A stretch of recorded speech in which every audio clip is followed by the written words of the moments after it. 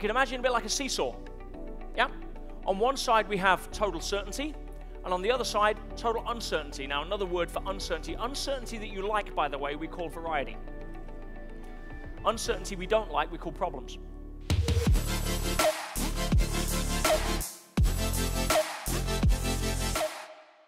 Now, we all need, as human beings, a need for certainty. If I wasn't certain that this ceiling would stay up in the next 5 minutes, I would not be standing here. Promise you that. But unfortunately, most people are over-conditioned to put certainty somewhere close, if not at the top of their list. And when you start to understand the challenges that that causes, you would want to run away from a need for certainty. One of my favorite quotes from Tony states that the quality of our life is in direct proportion to the amount of uncertainty we can comfortably live with.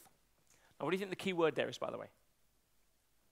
The quality of our life is in direct proportion to the amount of uncertainty we can comfortably live with.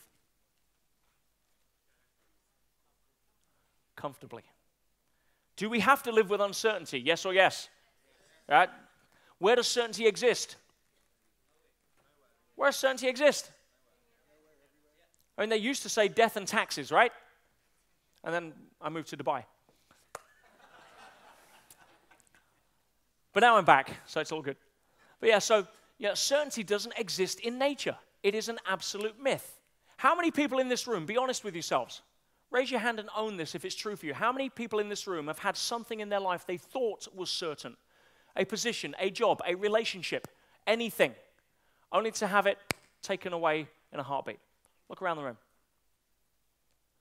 You tell me certainty exists. It's a myth. The only difference is the tree doesn't stand there worrying if it's going to get blown down by a storm tomorrow. It just deals with what happens in the moment. But we create all sorts of mind games around the need for certainty. But we need to have some level of certainty. Now, contrast that with the second need, which is the need for uncertainty. Because God has a fabulous sense of humor. She's awesome. And so what we actually have there is a paradox. And if you can imagine a bit like a seesaw, yeah? On one side we have total certainty, and on the other side, total uncertainty. Now, another word for uncertainty that you like, by the way, we call variety. Uncertainty we don't like, we call problems. But at some point, yeah, do we or do we not, during the course of our life, have a seesaw of certainty and uncertainty going on? Absolutely. Where we sit on our comfortable monitor, or our little comfort level, where we sit on this seesaw determines so much about how we live our life. If you have a higher need for embracing uncertainty, are you going to live a different life than if you're addicted to certainty? Damn right. Now, as an entrepreneur, which side of the seesaw do you think we should get comfortable with? Damn right, uncertainty, because there is no certainty in life, but there's certainly no certainty in business. The average thing or time it takes for something to show up in business that wasn't actually thought out, planned for, rehearsed, and plan B'd is about 27 microseconds. Entrepreneurs, true? Damn right.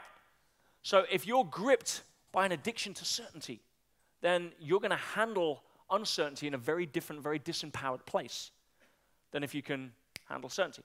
And again, there's no guarantees. That's just part of the nature of the game, and it makes it fun. Or, for others, it makes it scary. It's all about shifting the context, not the content.